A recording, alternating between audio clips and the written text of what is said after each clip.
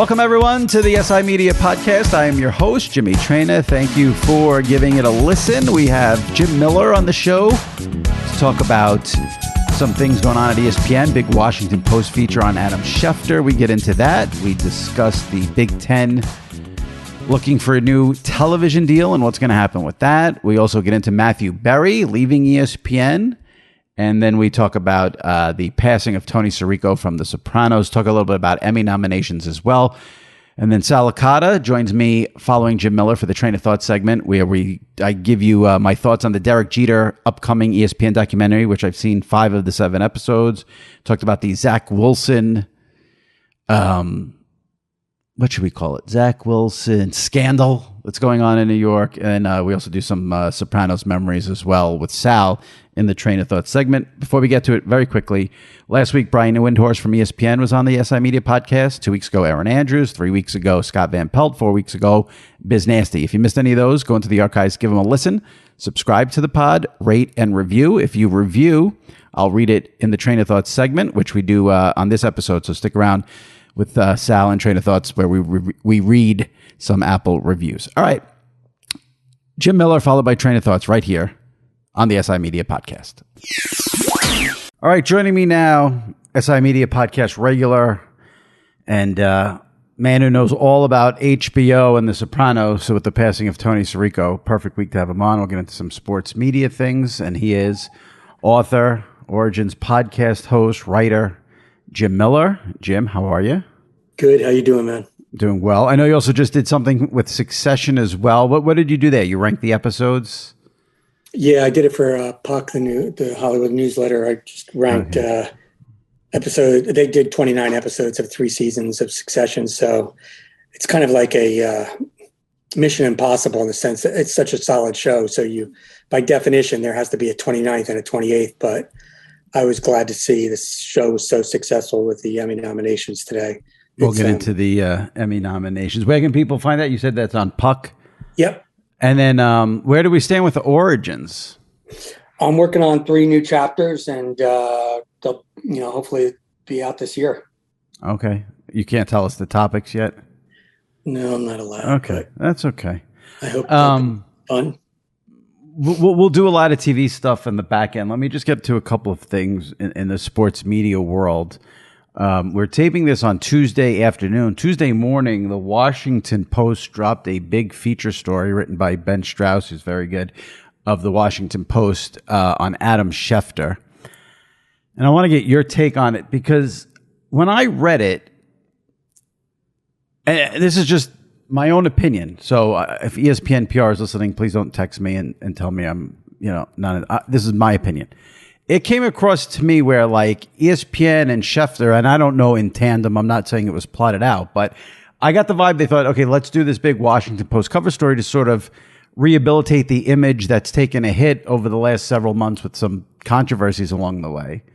And, let's try to get some good press out there and turn things around. And the article did the complete opposite as far as I'm concerned, and from the reaction I've seen on Twitter. And we'll get to some specifics in it. But what was your overall take on it?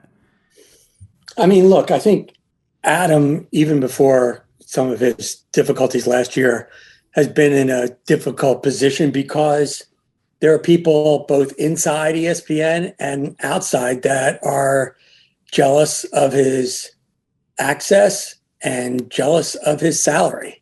And ESPN on-air talent is not a level playing field. It never has been, right from the beginning. And so I think that when you're as successful as Adam and even Woj, I think, there's particularly on Twitter, you can find anybody to trash anybody else. With regard to what Ben did, look, I think Ben did a great job in terms of hitting all the buttons that you need to push when you're going to profile Adam Schefter. I mean, there is 360 degrees that talks about his access, his relationships, whether it's too cozy, the salary, the resentment inside. I think ESPN PR does a pretty good job of keeping a lot of the resentment inside toward Adam quiet. Let's not forget that several years ago, cats and dogs are sleeping with each other there. And, you could get anybody to say anything about anybody, for a while there. And they've kind of kept that kind of quiet. So, but to your point, I think it does remind people of some of the controversies last year, and some of the discord that, particularly on the editorial side, people at ESPN feel towards Adam. But at the same time, I think Adam was very frank about the fact that he's learned some stuff from it. He didn't come off to me as being hubristic or narcissistic. Look, sometimes I don't have to be first. I think he says that, although it's very hard for his constitution to mean it. Right. When I saw that absolutely. quote, I thought no. But nevertheless, I thought it was a pretty good job. It's definitely worth reading. It's definitely worth reading. I feel like, I don't know.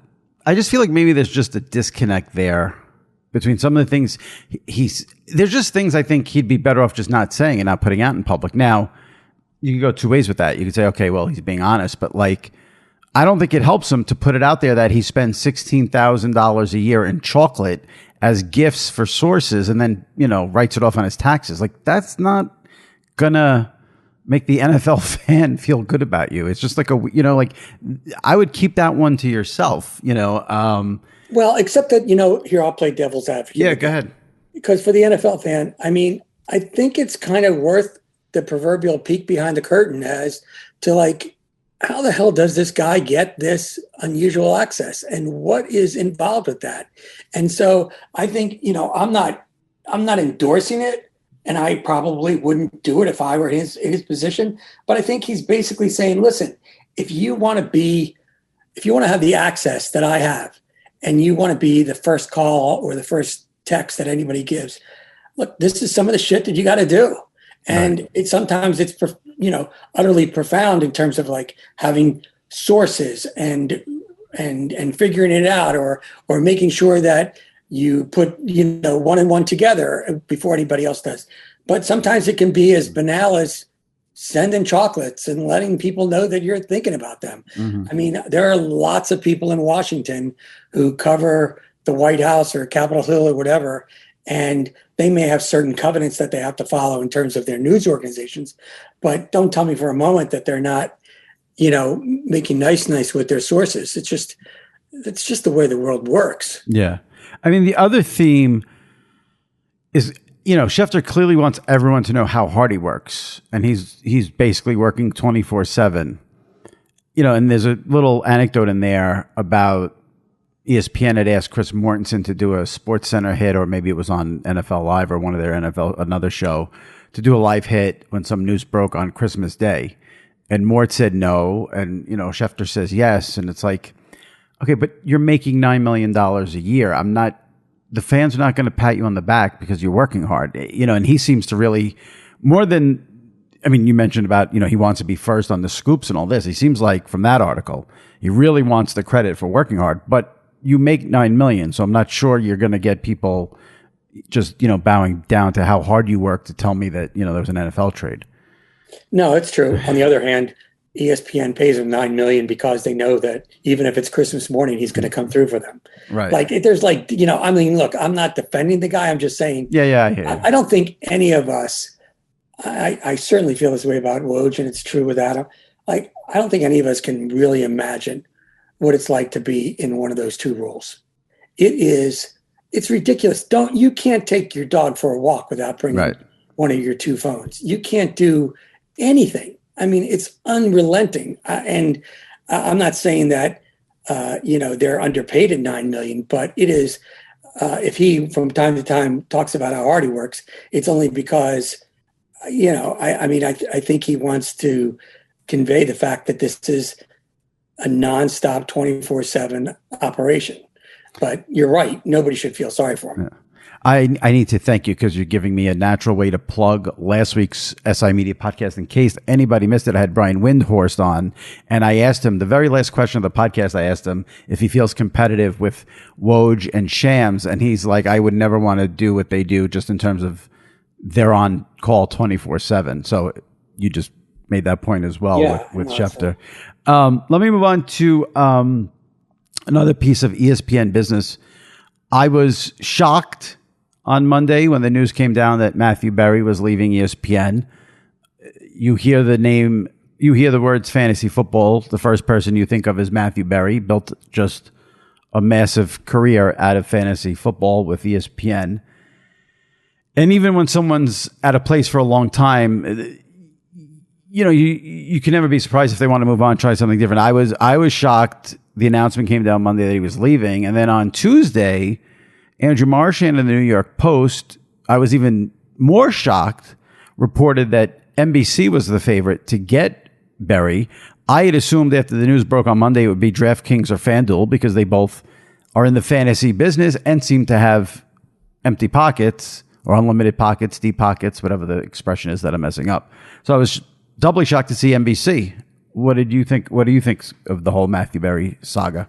I mean, look, let's talk about it. I think maybe there's three headlines. First of all, Matthew has been incredibly successful at ESPN. As you pointed out, I mean, he's inextricably linked with the label of fantasy football. Absolutely. He took them to depths that they would have never done, in part because he's really good at it, in part because he's also entrepreneurial. So he's constantly thinking of different models and different things. And let's point out also while we're talking about Matthew and fantasy itself, fantasy is hard, man, because first of all, you got to do a lot of research. So like we were just talking about Woj or Adam. I mean, yeah, if a call comes in and the Packers say we are going to sign, Aaron Rodgers for another, it's 2 years, it's 37, whatever it is. Okay, there it is. That's that moment in time. When Matthew has to do like his 100 facts or he's getting ready for fantasy season, there's an army of information. And not only that, but you have little margin for error with your constituency because people are trusting you. And if you start to kind of like suggest somebody or you're picking somebody or you're saying something about somebody, there's a lot of people out there who might be stuck with that choice for a year and they're going to be cursing you every weekend. Mm-hmm. Like it's a lot different than, a bunch of people talking on Monday Night Football about who they think is going to win the game. So it's a really high bar. I know that I've heard it from two sources that ESPN, not surprisingly, really tried to keep him. And I think that eventually Matthew's going to talk for himself about why he decided to leave, but he's never been somebody who has made decisions just based on dollars. He's had offers throughout his time at ESPN and, everything that he's kind of done there, including he's got a really successful podcast too. I mean, it's not like he's taken a lot of swings and misses. Right. And so I think that, whether it's NBC or whether it's, somebody else, I think he's probably trying to couch this in a way that's better for him at this stage of his career. So do you think it was more he was unhappy at ESPN or more about he wanted a change? If I had to guess, I have not spoken to him since the announcement. I just in full disclosure, but I actually think that it's because he wants a change. Mm-hmm. I think ESPN has shown itself with Matthew. Now, were there a couple things through the years that Matthew wanted to do that Matthew didn't get to do? Absolutely. But he stayed, and there were things in a previous contract. I mean, like he was, he understands that. He's a practicing adult. I mean, he knows that he's not going to win or get everything he wants. But I think that by and large, ESPN certainly appreciated him, and his life there was far from miserable. And you can tell that because he was there for 15 years. Right. So I think maybe he's frustrated with certain things there, but I think if I had to guess, I think it's more about new horizons and new platforms. Well, and, I think that's going to be wherever he goes, I think he's going to bring a lot of value. That's why I was stunned when Marchand reported NBC. Now, in the Marchand article, he points out, NBC has Peacock now, and everyone is all about beefing up their streaming services. So it makes sense from that standpoint. I was just fully expecting, FanDuel, DraftKings, Caesars to come in and sweep up Matthew Berry. Yeah, it's not. I mean, that would have been a natural. I do think it's interesting to look at those companies and to see what their financial health is and what kind of money they're willing to spend on talent moving forward. I'm not sure that all three of them are going to be surviving 3 or 4 or 5 years from now. And when you're talking to talent, that is going to be an expensive price ticket, and they want a multi-year contract. I'm not sure, I mean, look, maybe tomorrow Marchand will report that FanDuel offered him $700 million over 3 years. I could be wrong, but my only point is it is a significant deal. Speaking of significant deals and big money, the last time you were on this podcast, I believe you had told us that there were negotiations for maybe Joe Buck going to ESPN for a Big Ten game going to Fox, which ended up happening and was true. The Big Ten now is the hot commodity in the sports broadcasting landscape. Negotiations are going on right now. I think it's probably, it's confusing for me, and I follow this stuff. For the average fan, it must be really confusing because you have the Big Ten network, and ESPN has a deal with the Big Ten, and Fox has a deal with the Big Ten, but there's still negotiations with the Big Ten. Where do we stand with everything? Do you know? And can you shed any light on how you think things will play out, what we should expect, what's going on with the Big Ten college football rights? I mean, listen, first, thanks to USC and UCLA. It's not your parents' Big Ten. And it just shows, a couple of years ago, I did a 3-part series for the New York Times with Steve Eater and Sandomir about the money in college football. And it really is, it's just crazy. And those were 2 pivotal moves that helped beef up the Big Ten standing. The confusion that you're alluding to, look, people have slices of these things and different kinds of arrangements. And you always knew, like with the NFL deal, NHL deal, sometimes it's going to be split. But the truth is that it's enormously complicated when you start to talk about how things are going to be divided. You can't just say, oh, by the way, we'll take, so many games and you'll take so many games if it's a 2-way split. The intricacies of, what Howard Katz does at the NFL and what those NFL TV contracts are, like how many NFL East games you get, how many games at the Super Bowl champion or whatever. That happens too at the college level. And this Big Ten deal is going to be a massive one. I think it's going to be a long-term one. And so right now, it's all about triage and what you're going to get guaranteed is your slice of the pie, and then ultimately how much you're going to pay for it. But they are guaranteed. We've been thinking about the Big Ten deal for years now, and the truth is they're guaranteed a really nice return. Are CBS and NBC, are they players in this? At some point, I think everybody was in, and then as the numbers start to go up and up and up, or people start to look at what's available, because you kind of know if ESPN and Fox have equity stakes or a part of the Big Ten, so to speak, there are certain things that they're just going to get that you're not going to get if you're NBC or CBS. And then at that point, at what point do you say, look, if that's all that's left over, I can't be spending that money. Because CBS, obviously, they're losing the SEC to ESPN. Would CBS be out of the college football business, or they'll stay in it and maybe get a piece of, I don't know, one of these other conferences? I know they have CBS Sports Network with the Mountain West, but what do you think happens with CBS? Look, they're desperately trying to stay relevant and try and have meaningful inventory.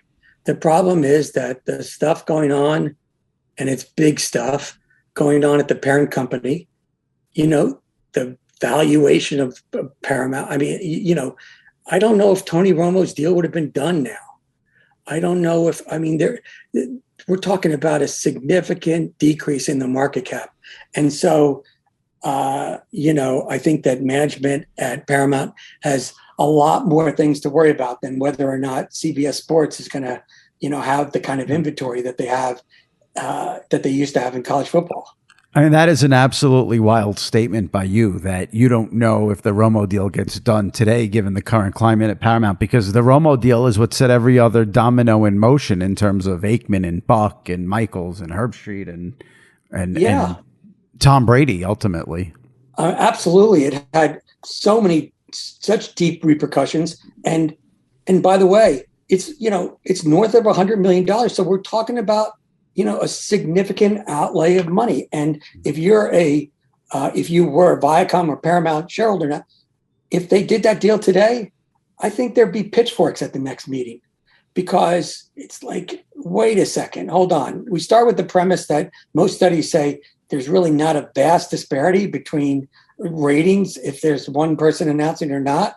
I mean, it's nice to have that patina and that, that level of expertise, but I think shareholders would be furious if that was happening now in this client. And you're right. I mean, just think about, all the other deals that happened as a result of that. Yeah. I ask everyone who comes on, I haven't asked you yet because you haven't been on since it happened. How do you, when and if he ever retires, how do you think Brady will do in the booth? And as just to note, Fox is not giving Brady all that money just to call games. He's going to be a Fox spokesperson, basically. But let's just focus on the booth and calling the games. How do you think it goes for Tom Brady? Well, so let's start with the importance of your question, because there are no guarantees, and no one is super smart at. I mean, so what? Your tight end, Jason Witten. I mean, Dallas Cowboys tight end. You're telegenic, and all these meetings that you have, and it's going to be great. And Drew Brees, I mean, how dynamic is he, and whatever. It's interesting to go back to Romo. Nobody was saying that when Tony Romo was signed that he was going to be a game changer in terms of what was going on in the booth to the degree that he has been. So I think that your question alone is a profound one, because as William Goldman once said about the movies, nobody knows nothing. And so it's very hard to predict. I believe Brady is going to be entertaining in the booth. I think he's got a wicked, sardonic, wry sense of humor. I think he never shies away from kind of like talking trash or being outspoken. So, one of the things that, if you go back to when all this started, like when Billie Jean King started being an analyst for HBO and Wimbledon in the 80s, it was a hard thing for her to even say anything negative, because these women on the court were, her peers or proteges or, just the family club, so to speak, of professional athletes. And it was a learning curve for her, which she's been very outspoken about and very candid about. I don't think that's going to be a problem with Brady. And I think that one of the things that we know about Brady, I mean, that Facebook, I mean, my God, that was incredible, the numbers. People are still very much intrigued by this guy. He's a Pied Piper on many different ways in terms of like fashion and culture and blah, blah, blah, blah. So I have a feeling, look, he may have a learning curve, but I have a feeling that Fox News is going to be pretty good with him. Yeah, I agree. Last thing on sports, then we'll turn to Tony Sirico and the Emmys. Do you think at some point LIV Golf will end up with a U.S. TV deal? Yeah, I know. It's weird, right? Because I thought, by the way, Tiger was terrific in terms of at least being honest. Yeah. I mean, he could have hedged and hawed and whatever, and he came out and he's got weight there because God only knows what they offered him. I mean they probably offered him $1 billion. Enough to make you a Bolshevik. He turned it down. Now, some people would say, well, he turned it down because he doesn't need it. But the truth is that there's plenty of people who go for big deals, and there are plenty of golfers who are going for that big, LIV money, even though they may not technically need it. I'm not sure how this sorts out, because the other thing is I'm not sure what the PGA strategy is, like, to combat it. But the PGA has deals with ESPN, with CBS, with NBC. So I can't see those networks getting in bed with LIV. So I don't know what LIV does. I'm just talking about dealing with this entity and the viability of it and its, future over the next couple of years. I mean, what is there? Are they going for a scorched earth thing? Are they going to try and, bring it crashing to earth, or are they going to just try and coexist? It's a difficult question. There's not a lot of easy answers, but I can't imagine somebody who's got tournaments now, as paying for tournaments now with the PGA, spending money on that. And remember, there's also the geopolitical baggage that comes with it, that a lot of corporations are not going to, the corporations that own these companies are, may not want to be dealing with. Yeah, that's my point of it. All right, let's turn to a couple of non-sports things. Your last book was the excellent book Tinderbox on HBO. You went in depth on The Sopranos in that book. And obviously we just had the passing of Tony Sirico over the weekend. You could make the argument that after James Gandolfini and Edie Falco, he's right there. You want to say Uncle Junior character, the Paulie character, the Chrissy. If someone said he was the third most important character, I don't think you could argue it. And what, not an actor, by trade, and then he goes into this role, into this show. What an amazing performance throughout those seasons as well. Such a gift, and such a wonderful presence. And if you talk to people who have been part of the show, either in front of the camera or behind the camera, I mean, they all loved him. I mean, it's so funny because he does have this storied past, and Sopranos wasn't his first. He was in a bunch of Woody Allen movies, of course, and Goodfellas and everything else. But early on during the Sopranos, I think it may have been even like the first couple episodes, Jeff Bewkes, who was then president of HBO, went to a party, and Tony was there, and I think maybe Tim Gandolfini and a couple other people, and Bewkes said, we love this show so much. We want to do it, and we want to do it until you guys say they don't want to do it. And, everybody was like smiling and everything else. And then Tony Sirico looks at Bewkes and points a finger at his face and goes, just remember you said that. That's a serious thing. You can't go back on that, man. We heard that. Now you were holding you like it is that. It was the kind of stuff that, he took those things to heart. And I remember there was a situation where the script called for Tony's character to kill this woman. And he was like, no, I can't kill a woman. Like, my people in my neighborhood. And that's just not. And David said, you got to do it. You got to do it. And he's like, well, I don't want to. He said, we got to do it. And so he wanted to do it. But he said, and David said, well, just strangle her. And he goes, I'm not going to strangle her. I'll suffocate her with a pillow, but I'm not putting my hands on her. Like, he was so, like, there's a code, man. Interesting. There's a code about Tony Sirico that, like, really, sometimes it blurred so much. I mean, fans of The Sopranos will know this moment. And if you somehow didn't watch the show, first of all, shame on you. But second of all, there's a moment where Jim Gandolfini, as Tony Soprano, looks Sirico right in the eye and tells him that he thinks Pussy's a informant, and he's wired. And I swear to God, if you look at Tony Sirico's face there, that's like Tony Sirico. That's not Paulie, because it was such a when he found out about the storyline, that's such a shock to his system. It's such a violation of the code and everything else that it just bleeds together. I mean, obviously, he gave us, from Pine Barrens on, tons of, wonderful moments. And let's point out also that in those waning weeks of The Sopranos, a lot of people got whacked, and Paulie made it to the end. I always think about that. Yeah. Paulie, Silvio ended up in the coma. Bobby died, and Paulie was unscathed.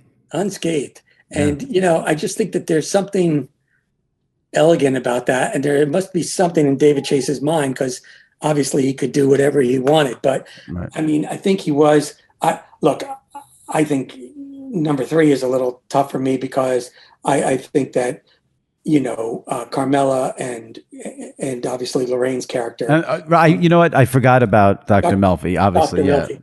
Yeah. You can't forget about Dr. Melfi. I know. No, I'm just kidding. I'm just kidding. But my bad. It's my bad. But by the way, poor Lorraine Bracco, because she knew Tony back, he was in Goodfellas, and she lost Ray Liotta. Right. And, mean, it has been a horrible year for people like her and, even just fans like us. But I do think that he was a singular character, and you can I almost want to put together just a reel, of Tony walking in and seeing the painting of him, it Paulie's out. Listen, there's 100 moments. There's 100 moments. And I just want to highlight something you gave us earlier, because really I just wanted one nugget here that we may not have known. And of course you came through and provided it. So it's the episode where he discovers his mother, but it turns out it wasn't his mother, that whole storyline. But at the time it was his mother. Her roommate at the senior home keeps money either under the mattress or under the bed. Yeah. And that's when he goes to steal the money. She catches him. And so David Chase wanted him to strangle her, and he instead used the pillow to suffocate her. And you're saying that was all Tony Sirico's change there. That's a good nugget. Unless I've had a couple people tell me that, I will apologize in advance if I'm wrong, but I heard that from at least two people. And by the way, the whole mother storyline, whether or not it was his real story or not, Tony Sirico lived with his mom for 16 years, I think 15, 16, I don't know, whatever, as an adult. And that's the kind of stuff that sometimes David Chase and the great, great, great writers on The Sopranos would mine, because they understand that it's in their skin and it's something, the level of verisimilitude is so keen, Jimmy, that you just take some guy who's gone through that and you put that in that situation. And every scene with Paulie and his mom, that we thought it was his mom, was always unbelievable. Yes, absolutely. And there was also a powerful, and then I'll shut up, but there was also a really powerful duality to Paulie Walnuts, because on one level, he could be the scariest motherfucker you could ever, if you cross him, man, even Christopher found that out. You're going to have a miserable time. And then the other side, he was incredibly childlike and naive and so open to presenting humor like they did in Pine Barrens, or just this idea. Again, I come back to when Pussy was, Tony had to deal with that. He was childlike in the sense of, oh my God, don't tell me that there's no Santa Claus. Don't tell me Pussy's wearing. But also wanted to be sophisticated. One of the most underrated little nuggets about the Pine Barrens episode. Listen, if anyone who's watched Sopranos, you hear Pine Barrens and everything that, two assholes stuck in the woods and they eat it with the relish. But what I love about that episode that gets forgotten, the episode opens and starts with Tony calling Paulie to collect the money from the Russian because Silvio's sick. And where is Paulie and what is he doing when Tony calls? He's in a nail salon getting a manicure. It's the best. It's so great. It's so great. It's just the best. Yeah. By the way, the nail salon, when Jim Gandolfini went missing one time, they did find him at a Brooklyn nail salon. I'm not saying he was getting a manicure, but right here in nail salon and the Sopranos, I always think about that. One last thing about Pine Barrens. Yeah. It was delayed. And during the delay, Steve Buscemi wound up directing it. And of course, Terrence Winter wrote it, but during that delay, it snowed. Right. And so you just think about how much snow was important to that episode, how much it meant to us, how much they played around with it, how filmic it became. And it's just one of those things where it's The Sopranos just keeps on getting better and better, even when it's not by design. Yep, absolutely. Let's switch to another HBO show. Curb got nominated for Best most or Outstanding Comedy with the Emmy nominations that came out on Tuesday. It's amazing. In 2022. It's unbelievable. And I mean, look, Larry's going to do another season, and I think that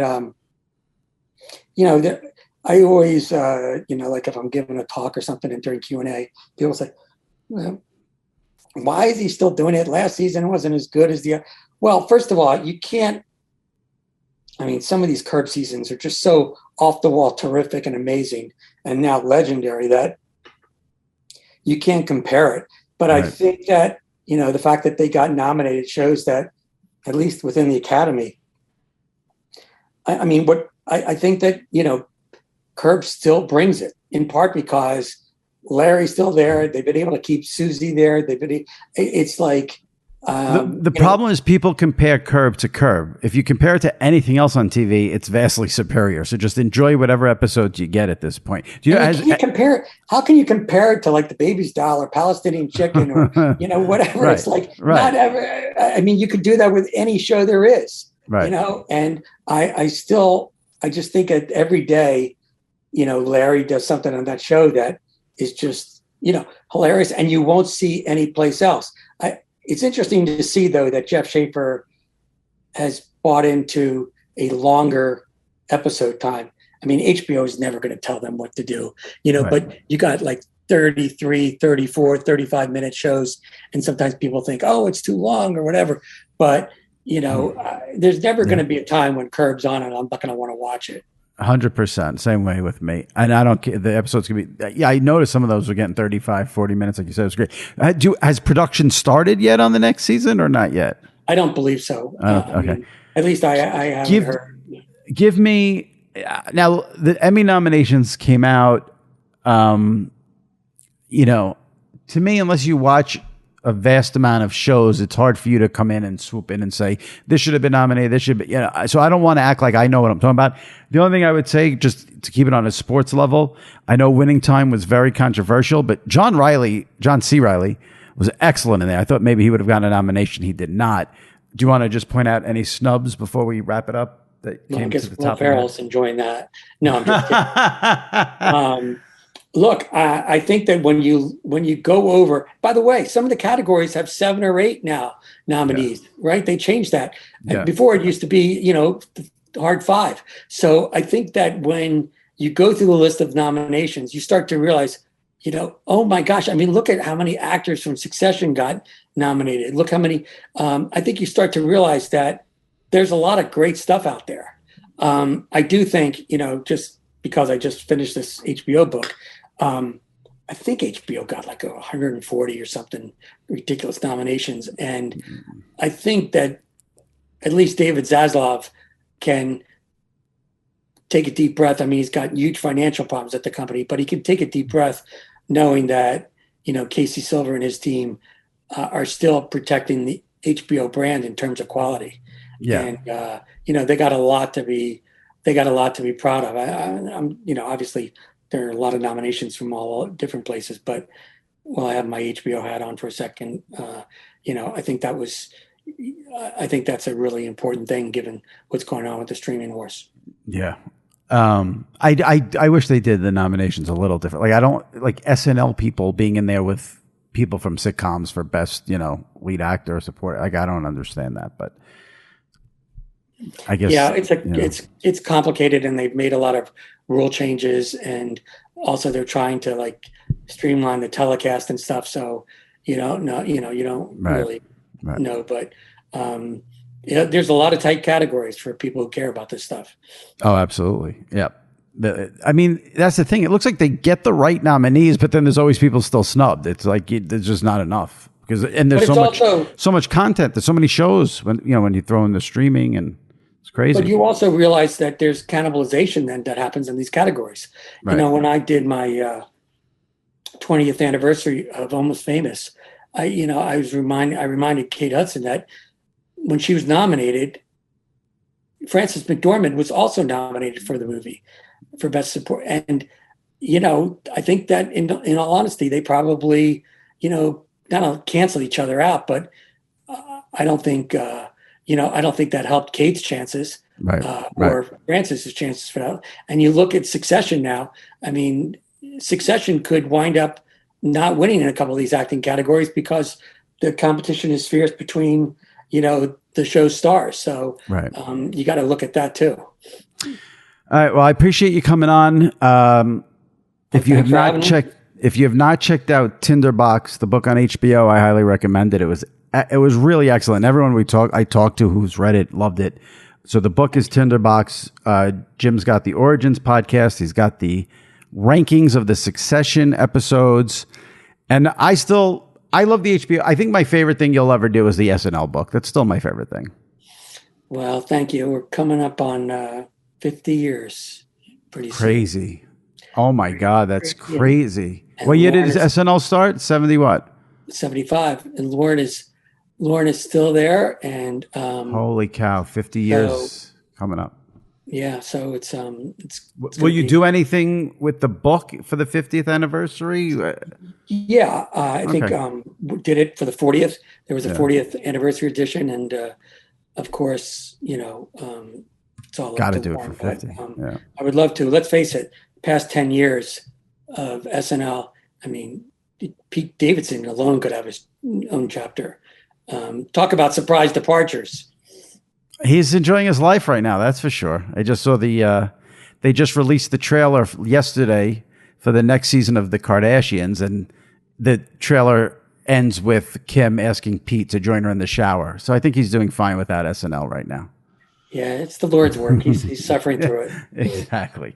All right, Jim. Appreciate you coming on. Be well, and we'll talk to you soon. Thanks, as always. Thanks so much. Take care.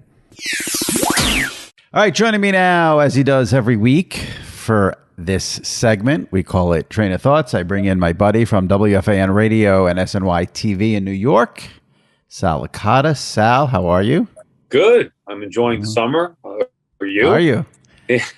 I was until today when it was about 98 degrees, and I don't have a pool to go to. It's a big problem. Did I tell you the whole story, how I can't go to the pool that I've gone to for the last, You just mentioned that you weren't allowed at the pool. You never gave me the details of how you're not allowed anything. Yeah, I'll tell you the story. It has nothing to do with me. It's just whatever. It's a big problem. So the pool that I am supposed to belong to, it's not open because their quote chlorine pump is broken. So it's a big debacle. Yeah, it's a big debacle for the summer. Like they can't get that. Well, no, they think. Day? Well, this was July 3rd or 4th when I went there. That weekend is when I tried to sign up. And then I called them today, and they said it's still broken. And we hope to have it fixed in a couple of weeks. The summer will be over. Who's running stuff over there? DirecTV? It's exactly. It's a big problem. But yeah, I'll tell you the full story when I talk to you. We have some good topics. I want to read some reviews because it's been a while since we did that. Let me start with this because I've seen 5 of the 7 episodes of the Derek Jeter ESPN docu series. And I want to warn you now as a friend, you might want to skip it. No, I got to watch it. I'm going to dive on it. You are going to be livid. Worse than the Jordan versus the Knicks stuff? I'll just say this. When they get to the 2000 World Series portion, that'll be tough. You're going to be mad. And it's not because of the fact that the Yankees beat. I'll give this spoiler. I'll give a spoiler here, all with the appetite. I mean, he just completely dismisses the Mets as a disrespectful. You're going to be livid. You're going to be livid. People when I tweeted that I've seen the episodes, I had a lot of people saying would Red Sox fans enjoy it? Should Red Sox fans, because they do cover 04. The Met fan is going to be way more pissed off than the Red Sox fan. Just because he's disrespectful toward him? It's just there is a complete dismissal of Did I ever tell you? I probably told you the story. I legitimately, to his face, one time outside of Shea Stadium, it was Subway Series regular season. Yankees getting off their team bus, and I, to his face, said, "You wish you could field like Ray Ordonez." And Luis Soho was like, they were telling me to shut up. David Cohn gave me the finger. And Jeter just kind of laughed it off like, this friggin' idiot. Yeah, okay, I wish I could feel like Ray Ordonez. I was like, you're all right, but you wish you could feel like Ray. I remember his face to this day. So, so let's be clear. This happened before you were a professional in the business. Yeah, this was 98, I would guess. Yeah. So you were not a WFAN radio host when you behaved this way. Okay. All right. No. See, no. So 98. So they won 96. So he had only had one World Series by then. So he couldn't come back and say, I think I'm doing a little better than Ray Ordonez at that point. Well, I mean, they were the best team in the league in 90. The only reason why I guess 98 is because 97 was the first one that was in Yankee Stadium. Remember, they used to play one series a year in each venue. Right. So they would switch. Yankee was first, then it was back to Shea Stadium. So I think it was 1998 that I said, I remember his face. What an idiot I am. Not only I used to call FAN and say, Ordonez is going to be better than Jeter. But at that moment, when I looked him, the captain, in the eyes and said, you wish you could feel like Ordonez, he would have the typical response you would imagine, like laughing me off like I'm some clown. And he was right. Oh, great take. You'll be very upset when you see. I just want to say for people, because the question I kept getting on Twitter when I mentioned that I had seen 5 of the 7 shows was, you're not going to learn anything. He doesn't say anything, et cetera, et cetera. He says a lot. I wouldn't compare this to The Last Dance from the standpoint of The Last Dance had so much footage and video that we had never seen before because it was Jordan's video. This doesn't have video that we've never seen before, but it has Jeter talking where, he gets into the deterioration of his relationship with A-Rod and why that went south. There was an incident with a drop pop-up with him and A-Rod. He covers that. The thing with David Wells when Jeter got mad at David Wells showing them up. The gift baskets that people seem to be obsessed with. So he covers, I mean, everything is pretty much covered and he talks about it. Now, you may not like what he has to say. And it's, I can't wait. I can't from wait his perspective, but you will learn things. There's no doubt about it. There's been a lot of coverage of it the last couple of days. So, It's debuts Monday, July 18th after Home Run Derby is episode 1. And what are they doing? Episodes. Releasing one per week? Yeah. Over 7 weeks? Yeah. And you're not going to be able to see now the last 2. You've seen the first 5. Do you have access to the last 2? I do. They only sent me the first 5. I sent an email a couple hours ago asking if the last 2 are available. So I'll see what happens. You're gonna have to wait 7 weeks to finish the last two episodes are going to be retirement and post-retirement and the Marlins and getting married and having kids. The first 5 cover his, go up to when he's done with the Yankees pretty much. Okay. Yeah. I don't want to keep going on New York themes here because I know people get annoyed, but I do have to ask you as a New York radio host, have you gotten calls about Zach Wilson on WFAN? None. I mentioned it once this morning, last night / this morning. Right. Now, I don't care about who he's sleeping with or not. To me, it's about what he does on the field, but I have not. I personally, I'm sure that they did on the station. Me personally, no. I am fascinated by this story from the social media angle of it. And as we always talk about why certain people, why don't people just stop with the social media? Like you, I don't care who he's sleeping with either. But the fact, this all came from his ex-girlfriend leaving a comment on an Instagram post. That's how this whole thing got started. Then, of course, she deletes her whole entire Instagram page. Why? Because he went after her, or I don't know. I guess other people. So this is the alleged story. Her and Zach Wilson break up. She starts dating one of his close friends. Right. Someone on Instagram, I guess the ex Zach Wilson friend who's now dating the ex-girlfriend posted a picture of them together. And someone commented about, this is shady and breaking broco, whatever. Mm-hmm. And she left the comment, well, he slept with his mom's best friend. He's the one who caused the trouble. How do you not know this? So that's how the ball got rolling. So it's the ex-girlfriend who outed this story. That her claim is that Zach Wilson slept with the mom's best friend. And then Zach Wilson is DMing a guy at Barstool who had made a video about it, asking him and begging him to take it down. So to me, that means it. So I take that as meaning it's real and she was telling the truth. But again, who cares? But to me, I'm fascinated by the girlfriend leaves the comment on Instagram and that causes this explosion. Now he's DMing someone from Barstool asking them to not post about it on their website. Barstool's making t-shirts already, which it was funny. It was throwing bombs and banging moms was the shirt, which is funny. And then he was begging the Barstool guy to take the story down, but then it turned out where he ended up getting all this praise. His teammates, Mekhi Becton and I think Terrell, all of them were praising him. And there's, It's for sleeping with his mom's friend. Yeah, they said. Oh God, I mean, he's got some dog in him, is what everyone is saying. Yeah, I mean, come on. This is why you say, how could I not know this? Because I can curse on you, right? Yes. I don't give a shit about it. I care what he does on the friggin' football field. That's my job. Well, I don't give a shit. If I want to watch it, I'll watch the shows with my wife and all this drama, Real Housewives and all that crap. I don't care. Oh, he's got some dog in him. Make a fucking 15-yard throw if you can. Jeez. Well, this is New York. We have something called the New York Post, page 6. Right. This is not gonna go away until he speaks. You know, he's not gonna openly speak about it, but he will get asked about it eventually. I don't think this has anything to do with him on the field. This is like you said, it has nothing to do. But I almost feel bad for him because this started with his mother because people find her attractive on draft night, becoming a social media star or an internet celebrity. Like, what the hell is going on here? And then she's into it to where he's paying her off. Think about that. Mom, I'll give you money so you delete your Instagram account. Like, what? What are we doing here? How about the mother just getting off Instagram to help out her son? I know, but that's what I'm saying. Like, she's in the wrong too because he's begging her to a point where she's going to pay her. And she doesn't want to do it. If you brought up like people being into Zach Wilson's mom because she's attractive. If you listen to her speak, you won't be into her. Trust me. Trust me.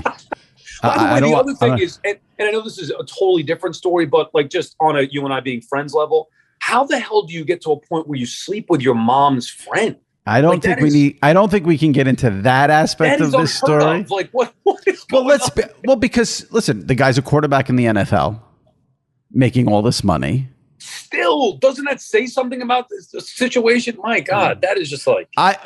Here's what you need to know about the mother. The mother went on Instagram and said something like, Satan has gotten a hold of social media or something. So be careful thinking the mother is something special.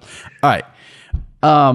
I want to read some Apple reviews that have come in, but we got to talk about Tony Sirico. I talked about it with Jim Miller earlier, but we texted about it. I mean, he was so important to that show. And you said you were going to start rewatching it. Did you start rewatching it again? I did. Yeah, I got through the first, so far just one episode, but it was glorious. My wife. This is what I just want people to know. This is what I love about Sal. I like that you do. Like Tony Sirico dies, you're like, I'm going to rewatch The Sopranos. I like that you have that mentality. Well, by the way, you broke the news to me. This is like a thing with us. Yeah. You do, Whitney Houston dead. Michael Jackson dead. Whatever. And now same thing. Tony Sirico, and you just dropped it in there casually. I had no idea. I was at a wedding, so I didn't know. But it was on my list of like to do. Eventually, I want to rewatch The Sopranos again. Right. And after that, I went immediately and watched the first episode. And I'll tell you, it's even better. The longer you go without watching it, it gets even better. Just the first episode alone, the acting and story, phenomenal. Do you have an all-time favorite Paulie Walnuts scene, storyline, episode, anything you want to mention? Oh, God, there are so many. Yeah, maybe when he runs over to the pool table, whoa, Christy, the Schwoyadel, little things like that. Right. When he goes, right. Obviously there are plenty of episodes, but. Obviously, everyone talks about Pine Barrens, which is legendary. Yeah. I had tweeted a clip where he explains to Silvio about washing his hands and the men's room is filthy and the women's room. Yeah. And then we have the clip. We're going to play it now. Shelby's going to play for us. I'm not even going to tell you what it's from. I'm just going to let Shelby play the clip, and everyone will know right away for what it's from. And it's an all-time Paulie moment. Shelby, play the clip. Paul, you want to read your statement? I don't write nothing down, so I'll keep this short and sweet. You're weak, you're out of control, and you become an embarrassment to yourself and everybody else. Oh, listen to you. Guys, whoa. We said non-judgmental. Fuck that. Let him take his medicine. Seriously, Paul, you want to talk about fucking up? Watch it, Chrissy. The way he says Chrissy, he did it in the Pine Barrens. He just had that way of saying Chrissy that was so good. And and that's obviously from the famous Christopher's Intervention, which ends with Paulie beating the shit out of Christopher at the end. You got to put that as like one of his top, 3-5 moments on the show, I think. He is, oh God, fantastic. You're right. His relationship with Christopher, the episode where they go to Italy, I like Paulie there a lot. Look, he's great. I mean, he's great. We could reference a million episodes, but no doubt one of my favorite characters. All right, let me read some reviews that listeners have left. If you're listening to this now, leave a review on Apple. I'll read it on the podcast. We'll address it, and we'll go through some here now. All right. This is Frank in Chicago, Illinois. This podcast is 5 stars. Thank you, Frank. This podcast is appointment listening for me. The guests are outstanding, and I find the world of sports media to be fascinating. This is a 5-star podcast. And I believe my rating should carry some extra weight, as I am one who finds Jimmy's politics to be disgusting and cringeworthy. Despite that, I have to give the show 5 stars and would recommend it to anyone. P.S. I do hate the wrestling segments, but every commenter says that. Well, listen, in this day and age where we're so divided, I think it's very big of Frank that he would leave this nice review when he hates my politics. I would say that I do find it funny that people think they know my quote-unquote politics just because I hate Donald Trump. Like, I hate Donald Trump, but that doesn't mean you know anything about my politics, but whatever. That's fine. I have no issue with that. I like that review. That's a fair, honest review. Yeah. This one we've read already. I think this guy left it twice. There was a good one here. Love Erin Andrews because she was on. This was David and Eastwood. Love Erin Andrews. Always love listening to Ryan Russillo talk hoops. He's awesome. Fantastic pod as always. 5 stars. Good one. Okay. Chris. This is Chris KY91. Good Lord, man. Like, just shut up and let the guest talk for more than a few seconds. There's no need to interject a needless detail every other sentence. The constant herky-jerky natured interviews are unbearable. If you're going to interrupt, at least have something interesting or informative and say it in an efficient manner. None of the questions are very insightful or probing. None of the interviews have any chemistry and are awkward. 1 star. I don't think Chris will be back. I do. The haters listen even more. He'll be back. I don't know. Chris is not happy. Now, the 1-star review you could have done without. Like, yeah, like could you like leave 3 and then just rip me a new asshole if you can? Right. Nasty comment is one thing, but the funny thing is, I think I've gotten better about interrupting people. I will, but here's the thing: I have to interrupt. I don't look at it as interrupting. I look at it as interjecting to follow up. But Chris you're Italian. That's how you do it. You talk. You got to get in the conversation. All right. This one here is. I think this is the last one. Yeah, this is the last one here from Mayor of Pominville. 5 stars. Thank God. Offsets Chris. This is a great podcast to listen to if you're a nerd like myself when it comes to sports media. If it is talent leaving networks for another or a new streaming deal, I want all the information and I can get on it. And Jimmy does a great job with the interviews. When it comes to comedy, do us comedy fans a favor and stop talking about stand-up. We get it. You have no sense of humor. Here's an actual quote from Jimmy on the Scott Van Pelt episode on the Ricky Gervais special. Quote, Netflix has stood by them, Gervais and Chappelle. They say it's jokes, etc. Yeah, they are jokes told by a comedian on a stage in front of cameras for a 1-hour special.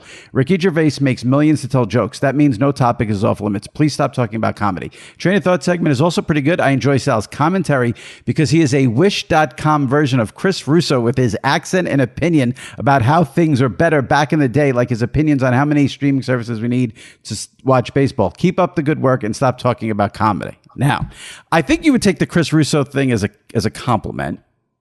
He's comparing you to dog. What does Wish.com mean? Like, you're not the real version. You're like, I wish I was him. Yeah. Now, the thing about the comedy, to be honest with you, I wish I had his bank account. I'll tell you that. I don't understand what that comment means. Like, I don't understand what the problem is with, like, I made the statement that Netflix all I did was state a fact. Netflix made comments publicly that they're going to stand by Dave Chappelle and Ricky Gervais in what they said during their specials. So I don't know what this guy's comment is. Like, I'm not opining on the comments. I'm saying that's what Netflix did. So I don't understand. You ripped, I don't know if it was last week or 2 weeks ago, you were just saying how it's not funny anymore and they need to do new topics, and you were comparing it to Bill Cosby, or not Bill Cosby. Right. Eddie Murphy, Raw, whatever. Yeah. Right. Maybe that's what he was talking about. Maybe. He said, I have no sense of humor. But my only complaint was that I'd like the comedy specials to mix in some sort of life minutia more than just go on about serious topics. Right.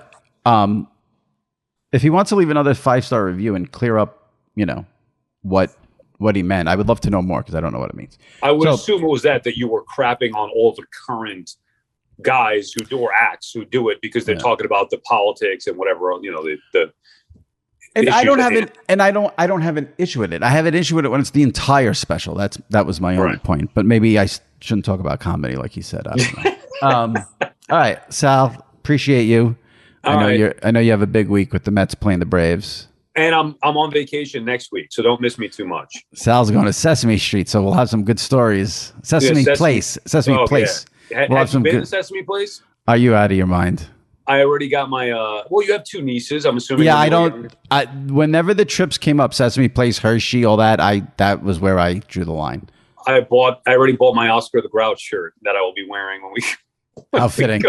How fitting! Exactly. Oh my God! All right. Well, we look forward to your stories about being tortured in Sesame Place. Have a good week. We'll see you in a couple of weeks. All right. See you later. Thanks, Al. All right. My thanks to Jim Miller and Sal Licata for coming on the pod this week. If you missed any recent episodes, go into the archives and check them out. Brian Windhorst from ESPN was on last week. Aaron Andrews from Fox Sports 2 weeks ago. Scott Van Pelt was on the pod 3 weeks ago. Give them a listen, subscribe, rate, and review. And as you just heard in the Train of Thought segment, we'll read the reviews right here on the pod. All right, that wraps it up for this week. We'll see you next week right here on the SI Media Podcast. Stay safe and take care.